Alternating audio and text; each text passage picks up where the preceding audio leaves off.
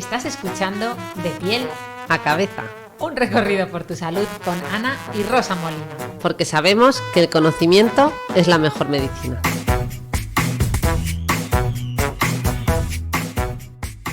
Hola y bienvenidos a un episodio más de Piel a Cabeza.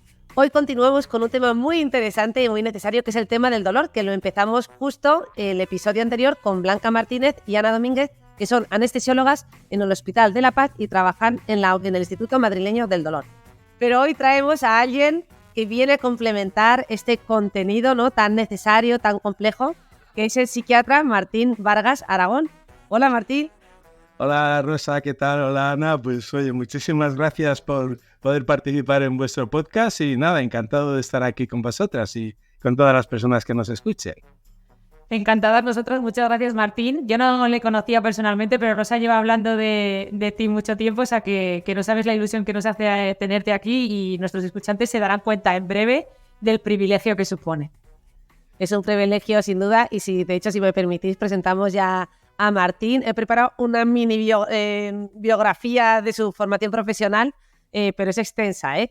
Simplemente, como tenemos una relación cercana desde hace ya muchos años, pues os voy a contar también donde hemos coincidido, ¿no? Y cómo para mí realmente Martín Vargas ha sido una figura de inspiración en el campo de la psiquiatría. Él es ha sido jefe de servicio en el Hospital de Segovia. Bueno, en realidad ha trabajado en muchos centros, se ha movido bastante. Fue el impulsor de la sección de neurociencia clínica de la AEN, que es la Asociación Española de Neuropsiquiatría, en la que llevamos trabajando ya 14 años. Él empezó hace 14 de la mano del psiquiatra Guillermo Laera de la Universidad de Alcalá y bueno, ha tenido continuidad hasta el día de hoy. Y la verdad es que, como os decía, yo justo tuve la oportunidad de conocerle pues hace 14 años, justo con el inicio de esa sección, y como comentaba, pues fue un gran descubrimiento, ¿no? Y sin duda una inspiración en mi carrera profesional para avanzar un poco en ese campo de la neurociencia clínica, ¿no?, donde confluyen las neurociencias básicas, la ciencia básica con la psiquiatría clínica. Pero sigo hablando de él. Él ha sido también presidente de la Asociación Española de Rehabilitación Psicosocial.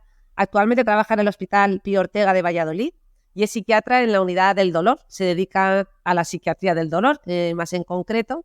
Y también es graduado y máster en filosofía, que no es poco. Bueno, de hecho, lo sorprendente es que él ya hizo una tesis, estuvo mucho tiempo enfocado al estudio del campo de la esquizofrenia, y su primera tesis fue sobre la disfunción atencional en la esquizofrenia, y ahora está a punto de terminar esa segunda tesis que ha emprendido dentro del campo de la filosofía y cuyo título es Fundamentación antropológica de la psiquiatría. Ahí lo tenéis. Bueno, pues sí, con intereses varios, igual que tú, igual que vosotras, ¿no? Yo creo que desde el primer momento que nos conocimos, pues congeniamos muy bien y es un auténtico placer, pues, considerarte una muy buena amiga y una psiquiatra con un impulso tremendo. A Ana, claro, como tenemos oficios distintos, pues seguro que eres muy parecida a tu hermana en ese sentido, ¿no? Yo creo que compartimos ese ímpetu, ¿no?, por intentar una alianza entre una psiquiatría profundamente humana, porque es que no se puede entender la psiquiatría si no es desde esa profundidad de la humanidad, pero claro, sin olvidar toda la parte científica que es imprescindible en la medicina actual, ¿no? Entonces, bueno, la psiquiatría pues tiene que estar ahí en la neurociencia clínica, ¿no?, que esto lo hemos compartido ya desde hace muchos años. Y también de la mano de la filosofía, ¿no?, que tú también reivindicas que la filosofía tendría que ser una formación que tuviéramos todos los psiquiatras. Claro. Y bueno, que yo creo que muchos, conforme vamos evolucionando en nuestro campo, pues cada vez leemos más de filosofía porque somos conscientes de la importancia de saber de filosofía para desarrollar nuestra actividad profesional. Lo que pasa es que, claro, es una actividad profesional que toca tantos palos que a veces uno se siente impotente, ¿no? Tienes que saber de filosofía, de psicoterapia, es que hay distintos tipos de psicoterapia, de psicofarmacología, de medicina general, porque al final para prescribir necesitas saber medicina, para diagnosticar también, con lo cual es un campo que nunca dejas de estudiar y de aprender, ¿verdad? Claro, sí, los médicos es lo que tenemos. Bueno, es lo divertido, ¿no?, del oficio, que tenemos que seguir estudiando como tantas profesiones, ¿no? Pero en nuestro caso es imprescindible. Desde los años 70 ha ido cobrando fuerza una nueva disciplina teórica que es la filosofía de la medicina. A mí me gusta llamarla iatrofilosofía. Esto es un término de Mario Bunge, del que hemos hablado pues muchas veces, ¿no? Iatrofilosofía, que es una disciplina translacional, pues de la misma manera que la bioquímica está a caballo entre la biología y la química, la iatrofilosofía está a caballo entre la filosofía y la medicina. Por supuesto que todos los médicos tenemos que tener unas nociones de filosofía de la ciencia, de filosofía de la medicina, de ética, pero en los psiquiatras es imprescindible, porque vamos, debería de ser una disciplina básica de la psiquiatría, sin duda. Primero, tener un conocimiento riguroso de los problemas actuales de filosofía de la ciencia. Segundo, tener un conocimiento riguroso de los problemas actuales en filosofía de la mente. Yo a veces con los residentes, así en los primeros días, les pregunto, bueno, ¿cuál es tu postura frente al problema cerebro-mente? Y entonces, claro, pero un residente de psiquiatría, o de psicología clínica, lo tiene que haber pensado una vez. Y entonces ya pues tal, o sea, esos dos problemas. Luego todo, en el día a día, continuamente tomamos decisiones con unas implicaciones éticas importantísimas, sabemos que no tenemos que meternos en la vida de la gente, pero que tenemos que ayudarles a tomar decisiones, tenemos que ayudar a las personas que sufren enfermedades, tenemos que ayudarles a tomar decisiones con autonomía, pero con apoyos. Tenemos, por ejemplo, cuando se decide hacer ingresos contra la voluntad del paciente, voy a decir en este caso, claro, tiene implicaciones éticas tremendas. En el campo de la medicina del dolor, la prescripción de medicamentos opioides, que son herramientas terapéuticas tremendamente potentes, pero que tenemos que prescribir con una gran responsabilidad ética, porque ganamos algunas cosas y podemos perder otras, ¿no? Con lo cual, efectivamente, sí, hay que reivindicar que la filosofía tiene que ser una disciplina básica para cualquier psiquiatra, sin duda. Sí. Esto me recuerda que tengo por aquí el libro de Mario Bunge, del filósofo Mario Bunge, Filosofía para médicos. Sí. Empecé y bueno, pues hay que refrescar estas cosas porque es importante, ¿no?, en nuestro día a día. Pero bueno, vámonos al tema de hoy, que es el campo del dolor. Vamos a hacer un repaso de los datos que tenemos, y es que el dolor afecta a un 25% de la población entre 18 y 85 años, el 30% de las cuales son mujeres, según el barómetro del dolor crónico en España, y en los datos publicados además más recientemente en el año 2023. Es el primer motivo de consulta en urgencias y copa el 50% de las visitas a atención primaria. Su intensidad media se ha cifrado en 6,8 puntos sobre 10 y además es causa de baja laboral en el 46% de los pacientes que trabajan. La doctora María Madariaga, anestesióloga y presidenta de la Sociedad Española del Dolor, se refiere al dolor como el elefante en la cocina que lo ocupa todo. Está en todas partes, en tus vacaciones, en tu trabajo, con tu familia, en tu vida cotidiana. Es algo que solo entiende quien lo padece. Bueno, un tema sin duda, como queda reflejado, ¿no?, aquí, complejo en todos los aspectos, lo miremos por donde lo miremos. Martín Vargas ha escrito un artículo muy interesante donde aborda el campo de la depresalgia, un término que, bueno, habéis propuesto entre dos colaboradores, ¿no? Creo que es de Ortega Ladrón, ¿es tu compañero? Sí. Enrique Ortega Ladrón de Cegama es el jefe de la unidad de dolor de Valladolid, es anestesiólogo, y con él, bueno, pues hemos propuesto este concepto que nos parece que es importante, que no es una cosa meramente anecdótica, ¿no? Porque la ciencia se mueve con conceptos. Entonces, hemos sido quizá un tanto osados, ¿no?, proponer un concepto, pero creemos que puede ser útil y que puede ser bueno. Has mencionado... Tengo aquí el artículo delante. Yo invito a nuestros escuchantes a que lo lean, porque me parece que leer esto de verdad es tan nutritivo, lo bien redactado que está, la reflexión tan rica que hacéis, que, vamos, lectura obligatoria, ¿no? Y por supuesto para todos los psiquiatras. Ayer hablábamos de los tipos de dolor que hay, agudo, crónico, luego dentro del crónico el traumático, el inflamatorio, que vosotros hacéis así como un recorrido introductorio sobre esto, sobre la tipificación clásica de la experiencia dolorosa, la nociceptiva versus la neuropática, y cómo recientemente se ha añadido el dolor nociplástico, que de hecho en el episodio anterior mencionamos con las anestesiólogas, pero no entramos muy en detalle porque les dije, no os preocupéis, que esto nos lo va a explicar Martín Vargas. Y de hecho, antes de que nos expliques la depresalgia, bueno, o en el orden que tú quieras, ya te lanzo esa primera pregunta, que es el dolor nociplástico. Sí, fíjate, este es el reto que tiene actualmente la medicina del dolor, uno de varios, pero quizás el más importante. Has mencionado antes a la doctora María Madariaga, que es la presidenta de la SED. María bueno, yo tuve la suerte de que me invitó a formar parte de la junta directiva de la SED y ahí estoy intentando pues trabajar por esta algo-psiquiatría, en el sentido de algo-dolor, psiquiatría, o sea, psiquiatría del dolor, para que los psiquiatras nos sensibilicemos frente al problema del dolor. Cuando digo psiquiatras, digo también psicólogos clínicos, porque claro, somos primos hermanos, ¿no? Entonces digo que desde el año 2016-2017 aparece una nueva tipificación del dolor. Las clásicas son el dolor nociceptivo, que es el dolor fisiológico, digamos, el dolor neuropático, que es el dolor cuando se afecta el tejido nervioso, pero el dolor nociplástico es la vivencia del dolor. Es la experiencia dolorosa, pero sin datos fisiopatológicos en los que haya indicios de que pueda haber una alteración tisular en los tejidos, en el cuerpo, que produzca dolor. Yo lo entiendo bien de esta manera. Hay un dolor síntoma y hay un dolor enfermedad. En psiquiatría estamos acostumbrados a diferenciar la depresión como síntoma y la depresión como enfermedad. La depresión como síntoma, bueno, pues alguien tiene una desgracia personal y está triste. Son síntomas depresivos, por ejemplo, por un duelo. Y la depresión como enfermedad, sabemos que hay la enfermedad que es el trastorno depresivo recurrente, las distimias, etcétera, que son propiamente enfermedades que cursan con trastornos afectivos. Pues bien, en el dolor pasa un tanto de lo mismo. Hay dolor síntoma, que sería principalmente el dolor nociceptivo y neuropático, y hay un dolor enfermedad, que es el dolor nociplástico. El dolor nociplástico no es solo dolor, sino que es un complejo, a mí me gusta llamarlo un problema complejo de salud, porque va más allá de ser meramente una enfermedad.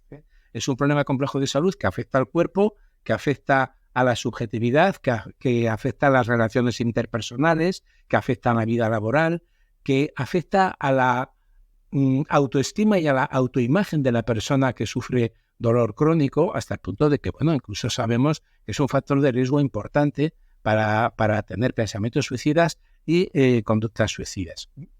Entonces, dolor nociplástico, el dolor enfermedad, vamos a decir. Se asocia, un poco ya por terminar este recorrido general, es el sentimiento doloroso, la vivencia de dolor, la experiencia dolorosa, que todos sabemos cuál es, con más o menos intensidad, pero es un dolor que afecta al cuerpo, habitualmente afecta al cuerpo en su conjunto. Por eso el paradigma es la fibromialgia, que la Organización Mundial de la Salud sabemos que lo llaman dolor crónico generalizado. Es sinónimo. A mí me gusta utilizar más el nombre de la OMS. Entonces, hay dolor crónico generalizado, pero también es muy frecuente que se asocie afectación cognitiva, la niebla mental, que se suele decir, que es un tipo de disfunción ejecutiva. Se afectan el funcionamiento cerebral en esos procesos cognitivos que requieren más gasto energético. De hecho, hay estudios en los que se ve que, por lo menos un subgrupo de personas con dolor crónico generalizado, parece como que tienen menos reservas de ATP en las mitocondrias de su corteza prefrontal. O sea, como que el móvil se le ha quedado sin batería, entonces se agotan cognitivamente. Y esto se nota en tareas que requieren atención, dificultades para encontrar palabras, disnovia, una sensación como de, digamos, empobrecimiento de la cabeza, como de atontamiento. Bien, la niebla mental, fibroniebla se dice a veces. Pero hay otros síntomas. Esto no lo había oído, de fibroniebla. Sí, la fibroniebla, y es un problema importante, muy frecuente y casi siempre trastornos severos del sueño, pero muy importantes. Incluso algunos modelos proponen que el dolor crónico puede ser un efecto secundario de un trastorno primario en el sueño. Y de hecho, en algunas personas posiblemente sea así. Hoy, por ejemplo, en la consulta de esta mañana, ha habido 3 o 4 pacientes que tenían unas quejas tremendas de insomnio pertinaz. Y a veces difícil de resolver. Fatiga crónica. Se solapa el dolor crónico con la fatiga crónica. Otras veces se le llama encefalomielitis miálgica. Bueno, todavía los términos hay mucho solapamiento en un conjunto de enfermedades que se caracterizan por el síndrome de sensibilización central. Es como si hubiera, me vais a permitir la metáfora, como si hubiera cortocircuitos en el sistema nervioso. De forma que la energía mental pues vuelve en forma de energía ineficiente como dolor, y cuando la queremos pues no aparece porque hay fatiga. Entonces, dolor nociplástico, trastornos del sueño, trastornos cognitivos, fatiga y otros síntomas que afectan a la esfera digestiva y de otros tipos. Sí, justo ayer, el episodio anterior introducían esta parte, ¿no? De cómo en el dolor crónico se produce una alteración a nivel nerviosa que todavía no se entiende bien, ¿no? Pero digamos que fenómenos como el síndrome del miembro fantasma dan cuenta de que realmente, aunque no haya una lesión física o algo objetivo que podamos ver, en el dolor crónico se automatizan ciertos mecanismos y se llega a tener esa experiencia de dolor, ¿no? Que tú no puedas ver una úlcera o una destrucción de tejido en ese mismo momento, ¿no? Claro, porque el dolor, en último término, el sustrato del dolor es la corteza cerebral, no lo olvidemos, ¿eh? Cuando nos duele una mano porque nos damos un golpe, esa experiencia se está procesando en la corteza cerebral, en último término, y ahí es donde está el dolor. Claro, cuando decimos, es que el dolor está en tu cabeza, esto hay que matizarlo mucho, porque no es que te lo estés inventando, es que es casi insultante para la persona que sufre dolor crónico, por eso tenemos que cuidar muchísimo el lenguaje, los médicos en general. Totalmente. Y a veces Se puede considerar cuando hay este componente psicológico, bueno, más que, sí, cuando en este concepto del dolor nociplástico, donde todo se entremezcla tanto, podría, ¿no?, ser entendido como un pseudodolor y que se le quite, y no considerarse un dolor real. Claro, eso tenemos que evitar. Esto desde la filosofía se llama injusticia epistémica. Entonces, cuando sugerimos al paciente o a la persona que sufre dolor la posibilidad de que, bueno, a lo mejor esto está en su cabeza, estamos siendo ofensivos con él. Porque, claro, es una persona que está sufriendo continuamente todo el día un dolor a veces insufrible. Entonces, por eso lo tenemos que matizar. Y yo aterrizo yo, que a mí, yo me he reído antes cuando has dicho esto porque lo he entendido como que en realidad como el dolor está en la corteza cerebral, ¿no? Claro. Que al final la experiencia final es ahí, también esto de estar en su cabeza también es real, ¿no? Efectivamente, claro. Fíjate, está... La doble lectura, que no es solo, claro, que la gente dice, está en tu cabeza, se refiere como que a tu propio pensamiento, pero Sí. también por esa activación de la corteza que tú decías. Claro, está en la corteza cerebral y están implicadas otras estructuras en la corteza cingulada anterior, que sabemos que es una estructura cerebral que está en todos los charcos psiquiátricos, porque aparece en la esquizofrenia, en los trastornos afectivos, en la depresión. En la corteza cingulada anterior, de alguna manera, es un cruce de camino entre las emociones y las representaciones cognitivas. Y entonces ahí se cocinan los sentimientos. El dolor crónico es un sentimiento aversivo. Y es llamativo que las estructuras del sistema nervioso implicadas en el dolor, muchas de ellas se comparten también con la depresión. Fundamentalmente dos. La amígdala, que sabemos que es la estructura cerebral mediadora de las emociones aversivas, negativas, y la corteza cingulada anterior. Y esto nos da pistas para encontrar puntos en común entre dos vivencias aversivas muy importantes. La depresión y el dolor. Hay una tercera, que es la ansiedad, que quizá esa tiene unas estructuras cerebrales un poquito distintas. Pero entre depresión y dolor hay un gran solapamiento neurobiológico. Por eso también, eso fue uno de los motivos para animarnos a proponer este concepto de depresalgia. Y luego entra en juego el estrés también, que si queréis luego hablamos de eso. Perfecto. Nada, solo una cosa. Bueno, lo primero, Martín, da gusto escucharte. Lo bien que explicar las cosas con ejemplos como lo del móvil, que yo creo que para todos esos escuchantes que están detrás de los micrófonos y no son médicos o profesionales sanitarios, pues viene muy bien este tipo de ejemplos. Y yo lo estaba entendiendo perfectamente, a pesar de que es un tema complejísimo, y me estaba recordando mucho a algo que nos pasa en dermatología, que es el prurito sin hemateria, es decir, el picor.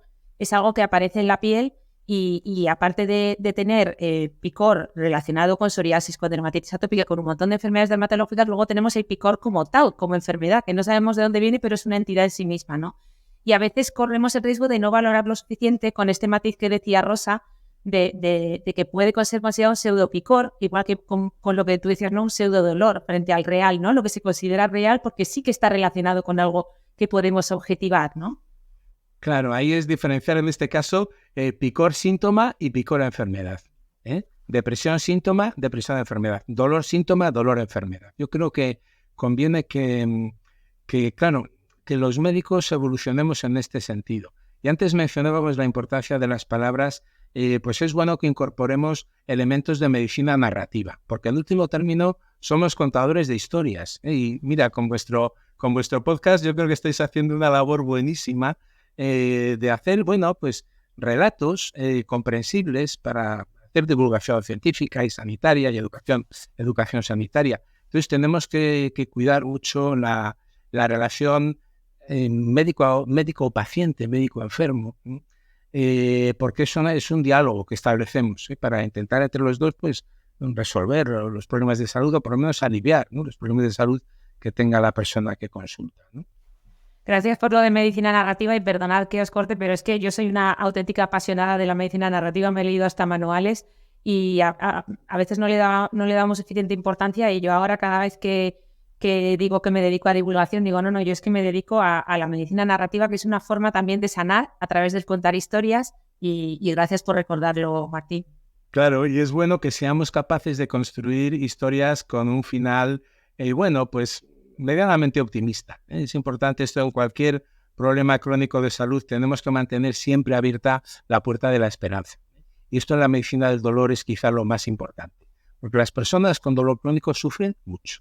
Sufren mucho y sufren más todavía cuando se les cierra la ventana de la esperanza. Y sufren más todavía cuando sufren en soledad. A mí un día me llegó al corazón una paciente que me dijo, mire usted, yo he aprendido a llorar en soledad.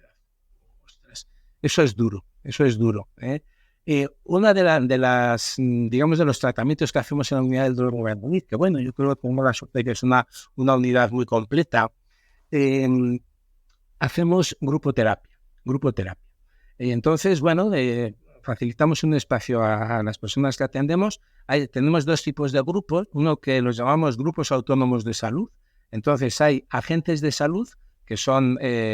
a mí no me gusta llamarlo pacientes expertos, prefiero llamarlo agentes de salud. Son personas con dolor crónico que han recibido una formación por nuestra parte y que lideran esos coloquios. Es una vez a la semana, pues ir a charlar. Pero claro, es un alivio tremendo para la persona con dolor crónico. Dice, por fin alguien me entiende, por fin no tengo que justificarme de que me esté doliendo. Y luego tenemos otro tipo de grupoterapia que le llamamos grupoterapia de alivio, recuperación y agencia, que tiene más elementos propiamente de psicoterapia, pero que va en la misma línea. Y la clave es cuidarse cuidando. ¿De qué manera? Pues a través del lenguaje, a través de las narrativas, a través de construir entre todos historias que acaben bien. Intentamos. Qué bien, qué bonito. Y bueno, yo sigues esta parte así más de tratamiento porque de hecho te quería preguntar, ¿no? Porque tú hablas de la psiquiatría narrativa y lo introduces un poquito en estos trabajos, ¿no?, que has escrito. Pero no sé si quieres volver y retomar un poco antes de avanzar hacia esta parte de tratamiento, aunque ya nos has adelantado cosas muy interesantes. No sé si quieres seguir por la parte del estrés que habías anticipado o hablar un poquito más sobre la depresalgia. Sí. O también nos metemos en el campo de la culpa, que es una de las preguntas que yo tenía, ¿no? Conforme te estaba escuchando hablar, digo, ese sentimiento de culpa que aparece muchas veces en estas personas, ¿no? Con dolores tan larvados, tan cronificados y tan duros. Sí, fíjate, pues el estrés y la culpa. Cuando pensamos en el neologismo de presalgia, es de depresión, algia de dolor, y en el medio está depresalgia que va por el estrés. Últimamente también conocemos bien el trastorno de estrés postraumático. Es uno de los cuadros clínicos clásicos de la psiquiatría. El trastorno de estrés postraumático, recuerdo, es un trastorno psiquiátrico producido directamente por el estrés.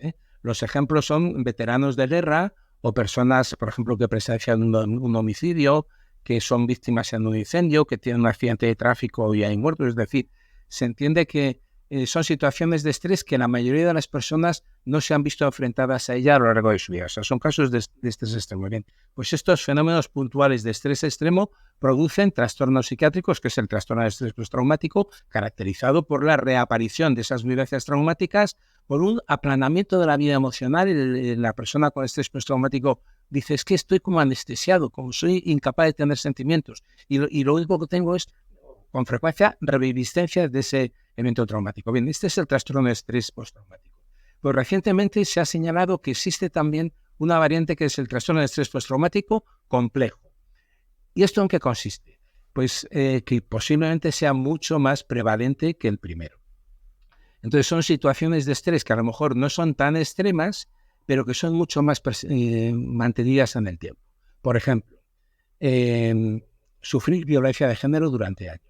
Sufrir acoso laboral durante años, haber sufrido durante años violencia en la infancia, sexual, física, por negligencia, etc.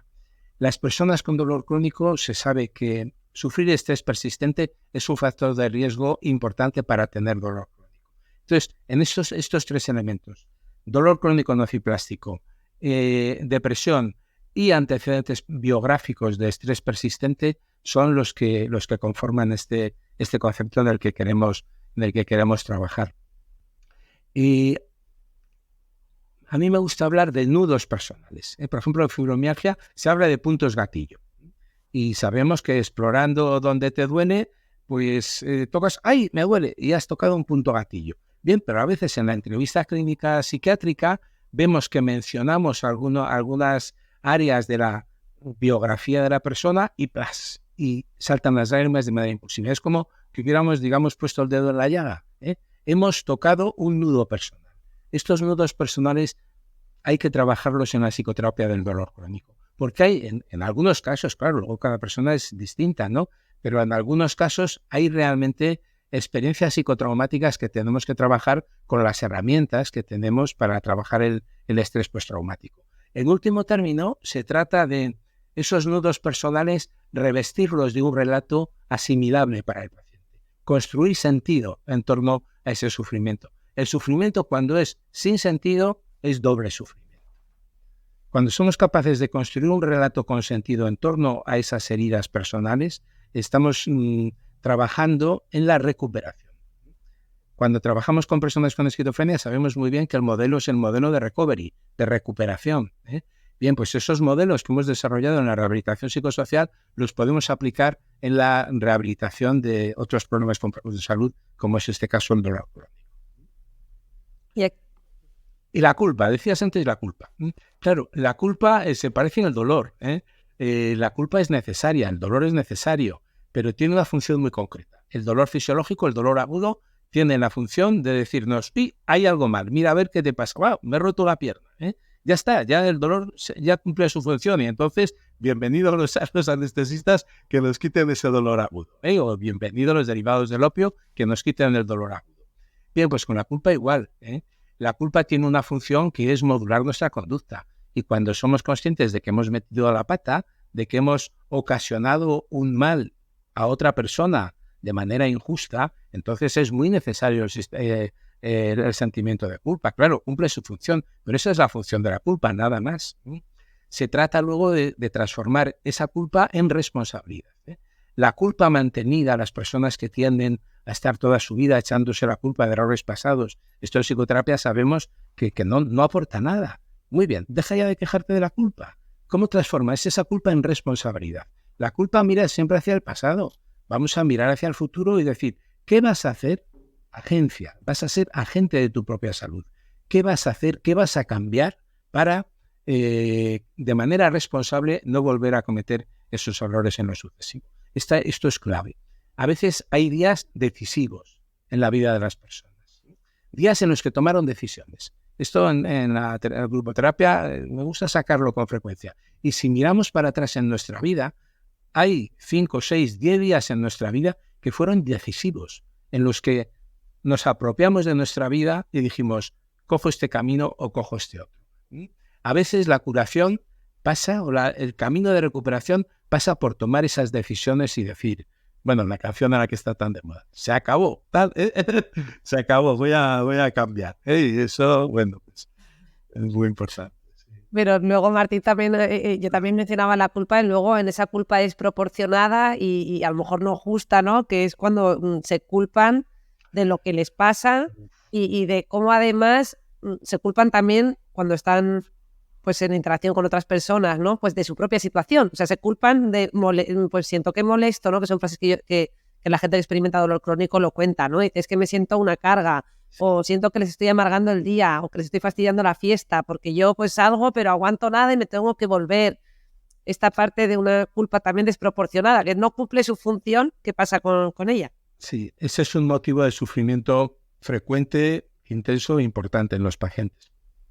Y aquí yo lo que intento hacer es poner en valor las relaciones de pareja y poner en valor la familia y poner en valor la amistad.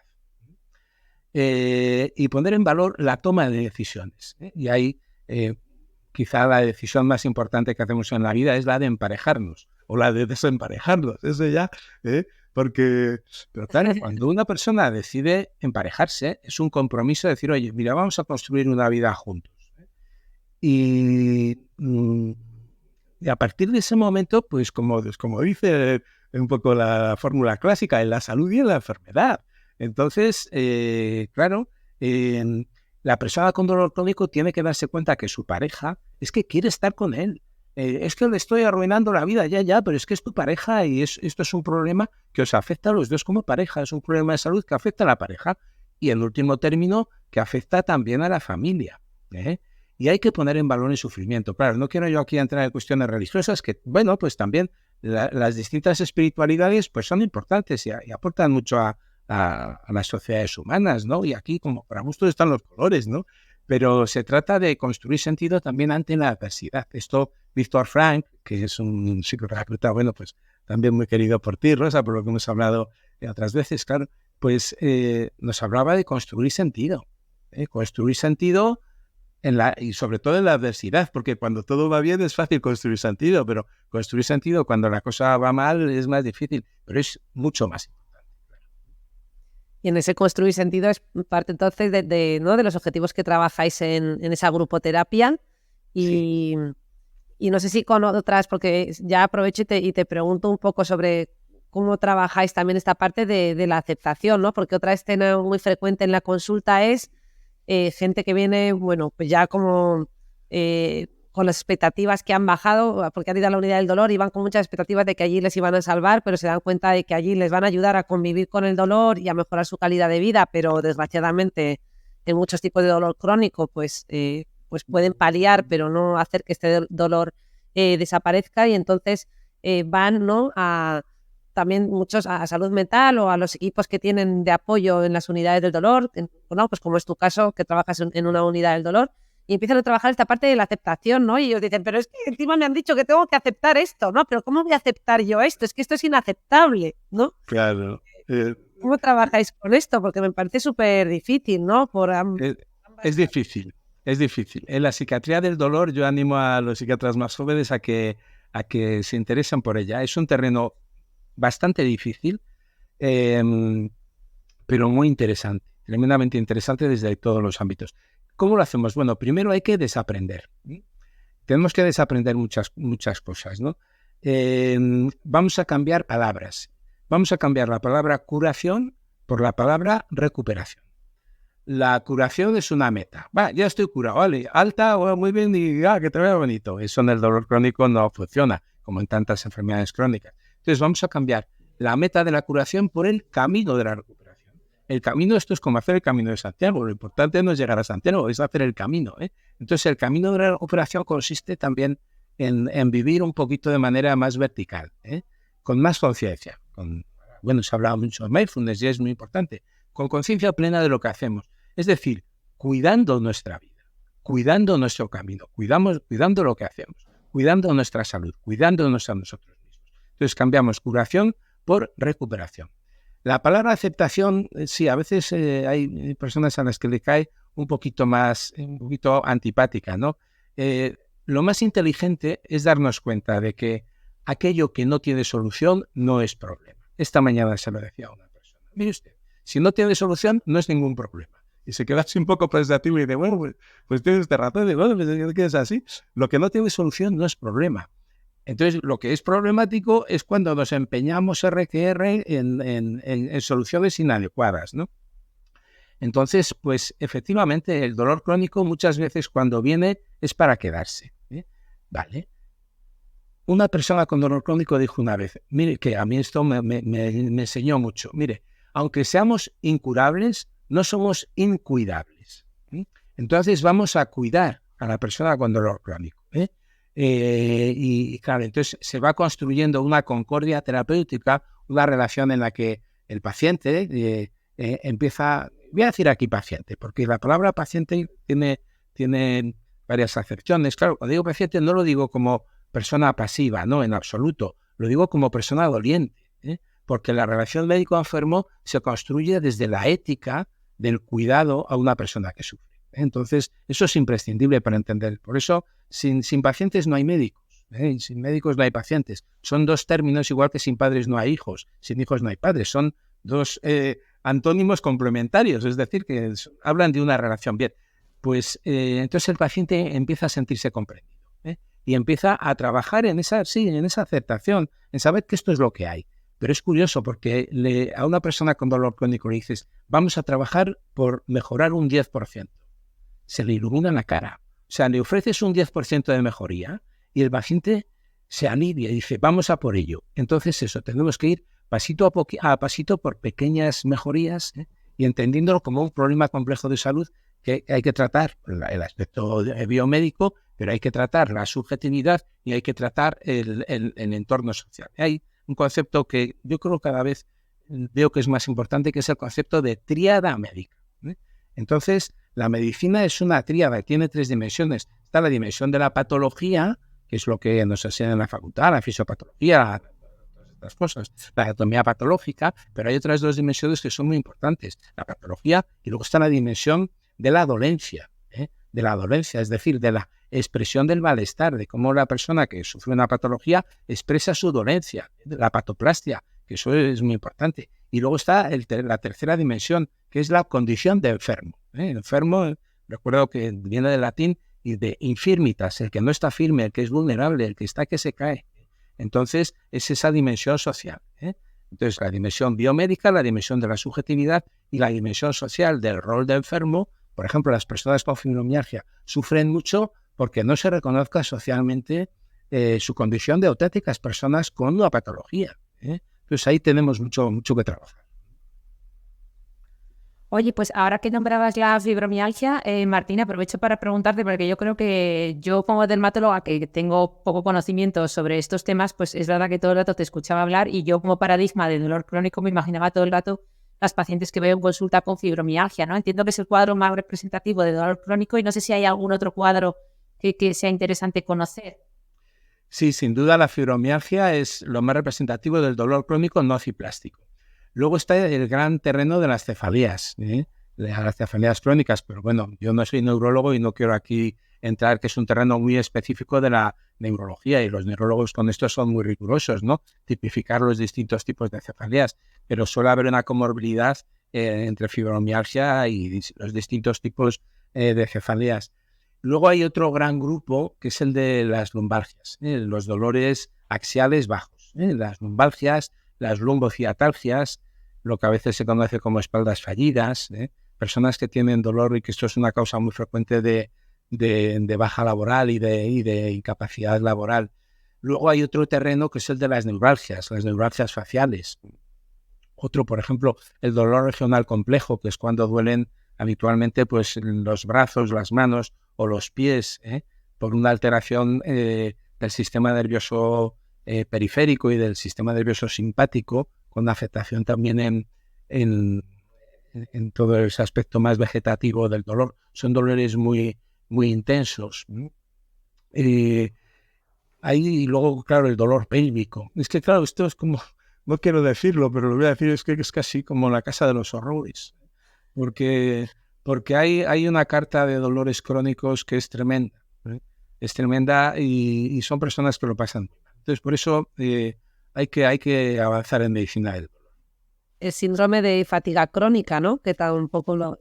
Sí, el síndrome de fatiga crónica a veces es autónomo y predomina solo la fatiga, pero es muy frecuente que sea comórbido con dolor nociplástico.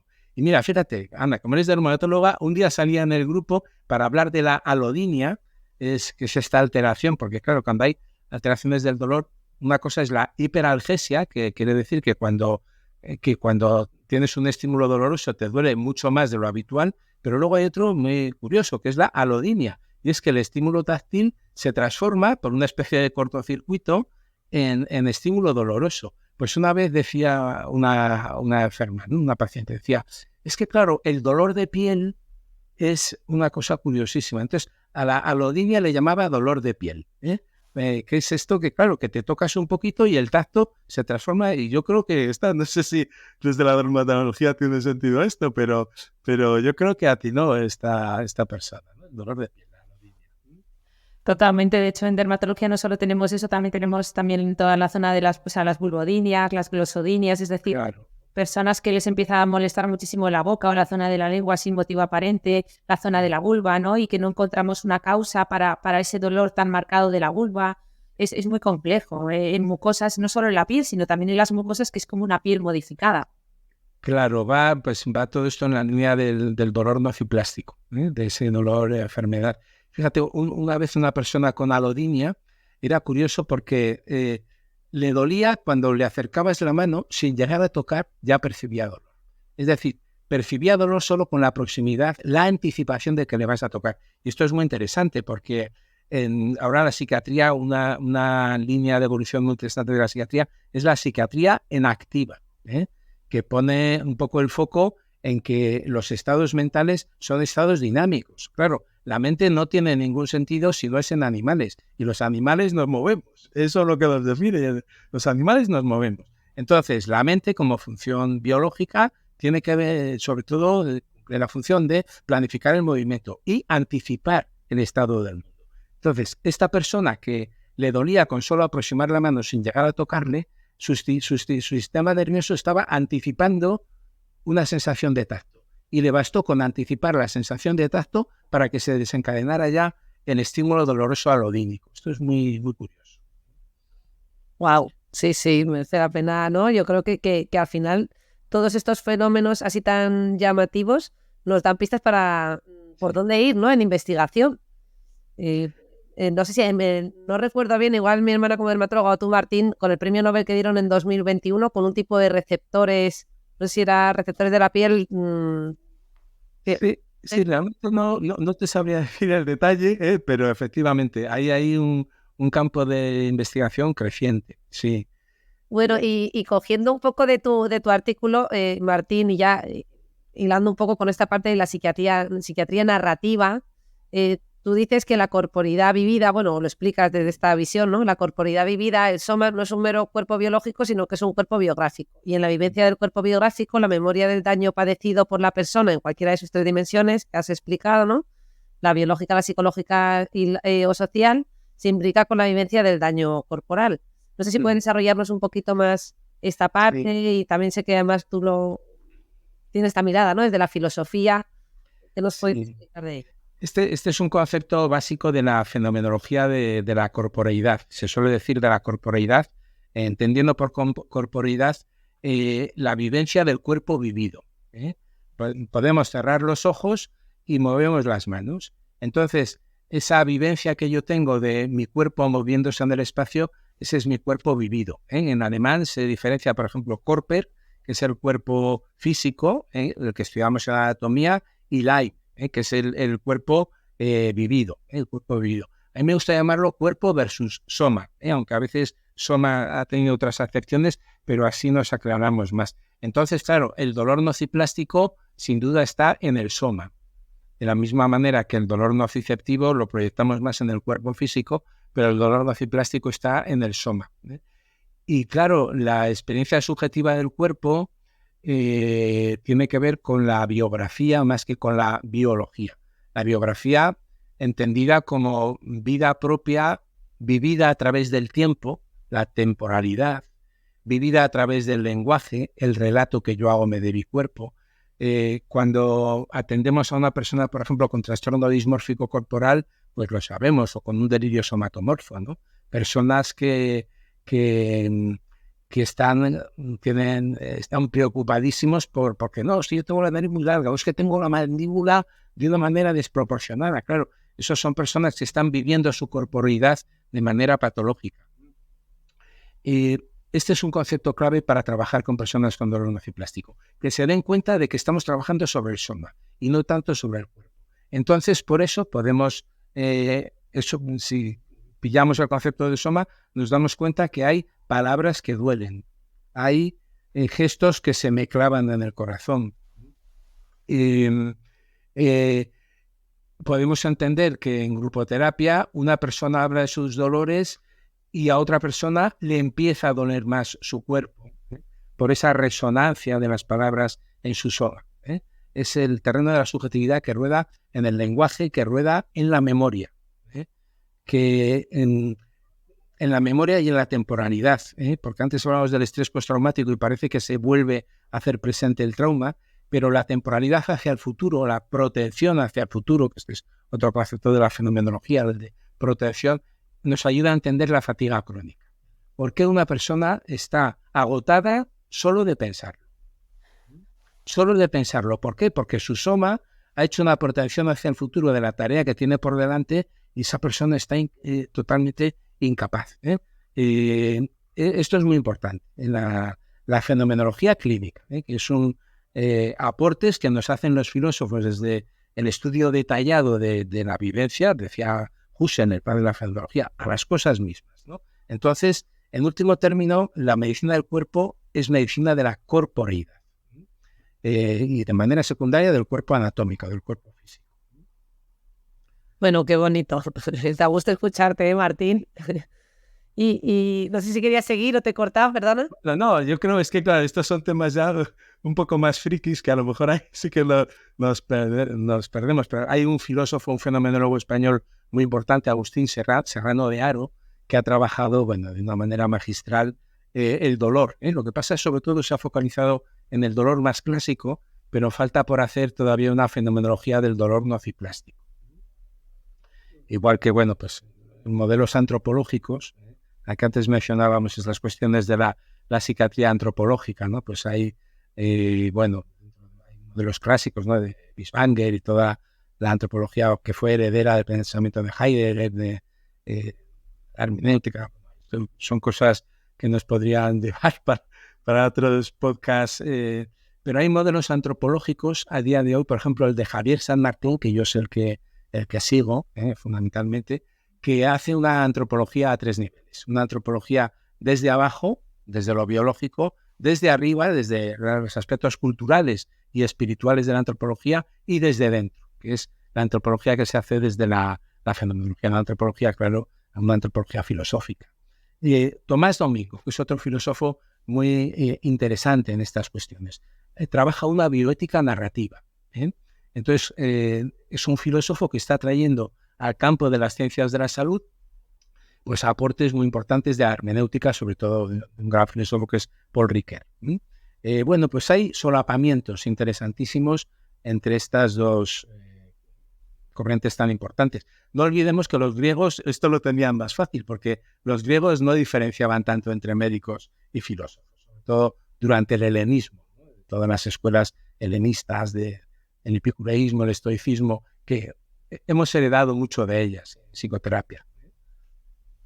Bueno, yo lo que heredo de esto es que veo que me tengo que poner al día con la filosofía y bueno, invitarte a que hagamos ese podcast sobre psiquiatría antropológica y podamos profundizar un poquito más en esto, porque sin duda yo creo que da muchas respuestas, ¿no? Yo creo que comprender, tener esta visión con esta perspectiva, ¿no? Me parece como, en el fondo, alivia también, ¿no?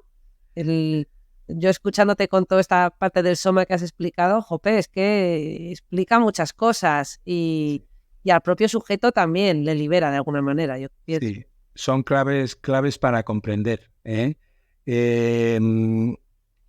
sí, esto las personas con dolor crónico lo necesitan mucho porque sufren el dolor, sufren la incomprensión, sufren el estigma, y además un estigma especialmente doloroso.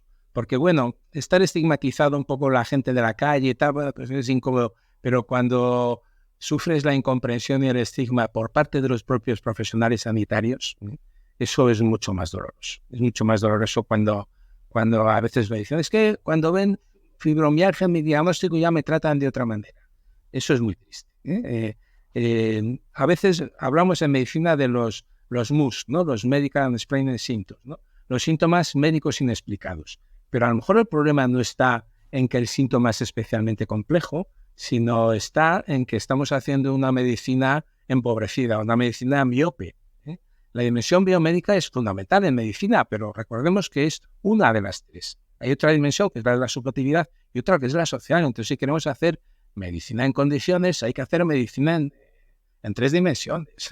No en una dimensión. Entonces, claro, el problema es que hacer medicina en 3 dimensiones dentro del ámbito de la sanidad pública, cuando no tienes tiempo ni de hacerlo en una sola dimensión, Ya, bueno, ahí es un problema, pero Es decir, que el médico a veces se va ya como a la parte también, en el fondo, la que se puede aterrizar, ¿no? Y es como, bueno, no es que no sea de mi competencia y no es que no piense que haya este componente, sino que yo como profesional médico no puedo dar respuesta a esto.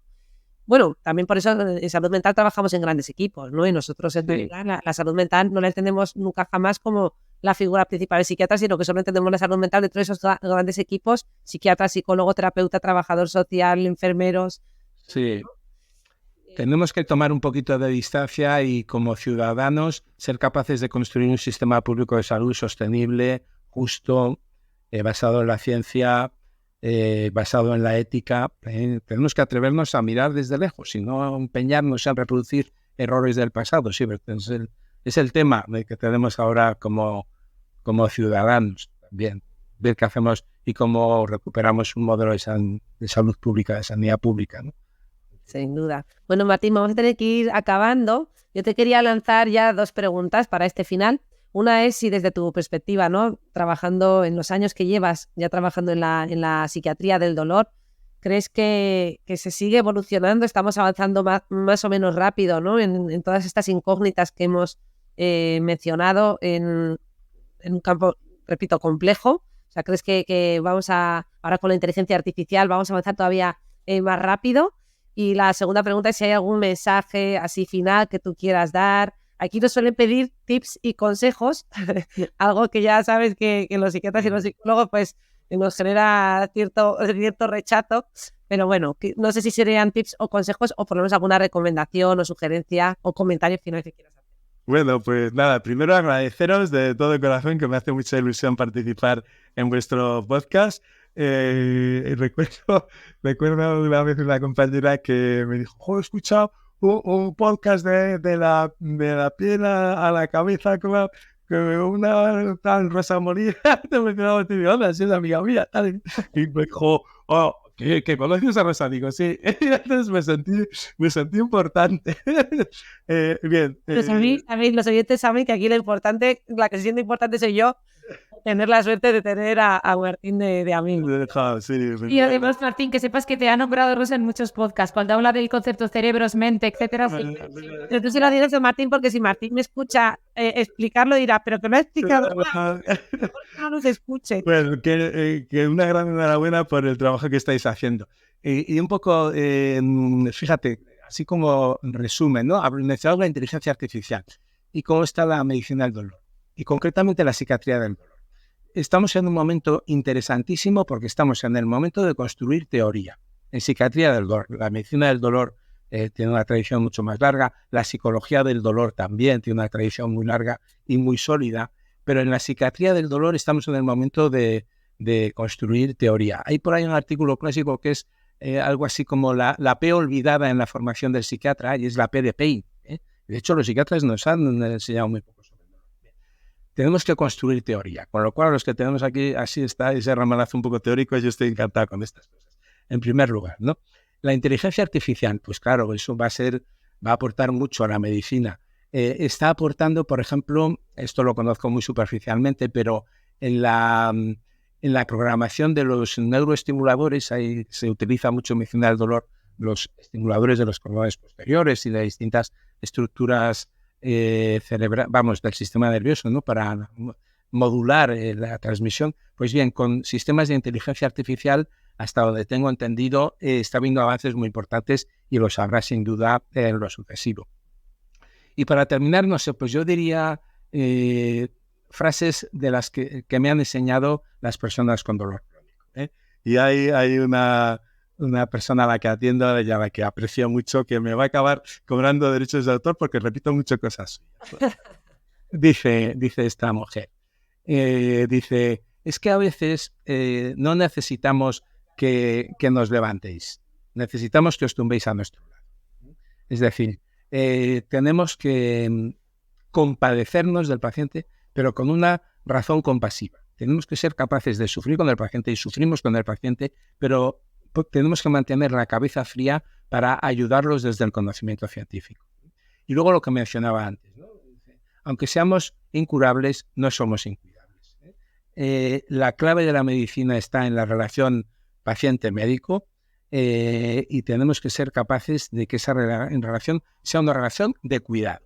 ¿Cómo cuidamos? Desde la ciencia, a través de las palabras, a través de la mirada, a través de la escucha. La psiquiatría se hace con las orejas, escuchando, ¿no? Entonces, vamos a cuidar a las personas con dolor crónico y a mantener esa esperanza, ¿no? Martín, muchísimas gracias de corazón. Ha sido Rosa llevaba toda la razón y se ha quedado corta. Yo estoy ya deseando grabar una segunda parte sobre conceptos, como dices tú, más teóricos, que a los que nos gusta toda esta parte más teórica, más abstracta, pues yo he disfrutado muchísimo escuchándote, estoy segura que nuestros escuchantes también. Y nada, gracias por toda esta parte tan humanista, ¿no?, que aportas a la medicina, que es tan importante y a veces se nos olvida en el día a día, como bien decía Rosa, solo vemos una dimensión que es la que nos permiten muchas veces por tiempo, pero hay que, oye, no quejarse, sino intentar ser proactivos como has hecho tú, actuar, complementar. O sea que gracias de corazón por estar hoy con nosotros, porque ha sido una delicia, de verdad, una auténtica delicia escucharte. Sí, totalmente, Martín. Y es verdad que yo he dicho esta parte que trabajamos solo en una dimensión, pero en realidad yo creo que los médicos esta parte humanista la llevamos y a veces incluso sin darnos cuenta, yo digo, ¿no? Hay pacientes y personas que vienen a una consulta que no tienen un tratamiento farmacológico y me tiro media hora hablando con ellos y en el fondo ahí estamos haciendo ese acompañamiento, ¿no? En un espacio neutro, donde no les estás juzgando, estás comprendiendo, validando y haciendo ese camino con ellos, ¿no? Porque a veces efectivamente no tenemos la solución, pero yo creo que ese trabajo que a veces, ojo, no se valora porque hay algunas personas que no tienen, sobre todo la gente a lo mejor más joven, que pueden no entender esta parte, ¿no? Es como, no he hecho nada y a lo mejor he estado 40 minutos con esa persona. Es que ese discurso que emerge entre esas dos personas, ¿no?, en este caso el psiquiatra y la persona, ya está haciendo un trabajo, ¿no? Y el trabajo se ha hecho en esa consulta y también cuando la persona se va a casa, porque esas preguntas que tú has formulado están poniendo ese otro cerebro a trabajar, ¿no? Y hacer un trabajo reflexivo que a lo mejor no ha tenido oportunidad de hacer con su padre, con su hermano, con su pareja, que a lo mejor solo tiene una parte, ¿no?, de la evaluación de lo que le sucede y además entran en continuo conflicto, ¿no? Genial. Que... Muy bien, pues nada, un placer y nada, pues hasta que queráis. Muy bien, muchísimas gracias, Martín. Un abrazo y a todos los que estáis detrás de los micros. Ya sabéis que si os ha gustado esta entrevista, Martín, que estoy segura que sí, dejadnos 5 estrellitas, porque ya sabéis que es la forma de que mucha más gente aún los escuche.